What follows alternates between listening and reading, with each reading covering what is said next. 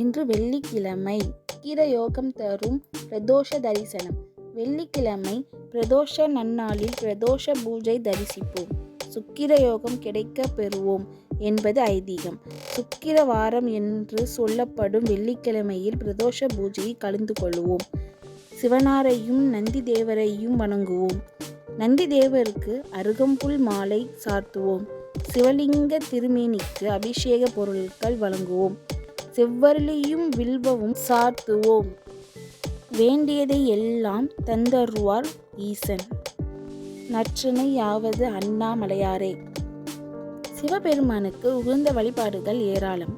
மாதந்தோறும் வருகின்ற சிவராத்திரி சிவ வழிபாட்டுகளுக்கு உகந்த அற்புதமான நாள். இந்த நாளில் விரதம் மேற்கொண்டு சிவ தரிசனம் செய்வார் பக்தர்கள். வாரந்தோறும் வருகிற திங்கட்கிழமை சிவபெருமானுக்கு உகந்த நாளாக, வழிபாட்டுகளுக்குரிய நாளாக போற்றப்படுகிறது. திங்கட்கிழமை சோமவாரம் என்பார்கள். சோமன் என்றால் சந்திரன். ஈசன் தன் சிரசில் சந்திரனை பிறை என சூடிக்கொண்டிருக்கிறார்.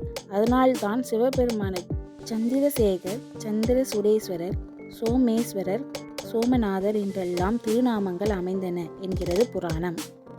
நட்சத்திரங்களில் திருவாதிரை சிவபெருமானின் திருநட்சத்திரம். சிவபெருமானுக்கு உரிய நட்சத்திரம். எனவே திருவாதிரை நட்சத்திரம் நாளிலும் சிவ ஆலயங்களில் சிறப்பு வழிபாடுகளும் பூஜைகளும் விமர்சையாக நடைபெறும். திதிகளில் சிவனாருக்கு உரிய திதியாக திரையோசதி திதி போற்றி வழங்கப்படுகிறது. திரையோதசி திதி என்பது அமாவாசைக்கு முந்தைய 3வது நாளிலும் பௌர்ணமிக்கு முந்தைய 3வது நாளிலும் வரும். திரையோதசி திதியில் பிரதோஷ பூஜை நடைபெறும். பிரதோஷ காலம் என்பது மாலை 4:30 மணி முதல் 6 மணி வரை. இந்த நேரத்தில் அனைத்து சிவாலயங்களிலும் சிறப்பு அபிஷேக ஆராதனைகள் நடைபெறும். நந்தி தேவருக்கு 16 வகையான அபிஷேகங்கள் நடைபெறும். சிவலிங்க திருமேனிக்கு அபிஷேக ஆராதனைகள் நடைபெறும்.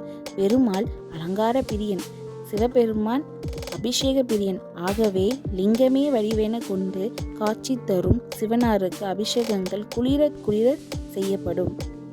ஒவ்வொரு கிழமைகளில் வருகின்ற பிரதோஷத்திற்கு ஒவ்வொரு விதமான பலன்கள் உண்டு.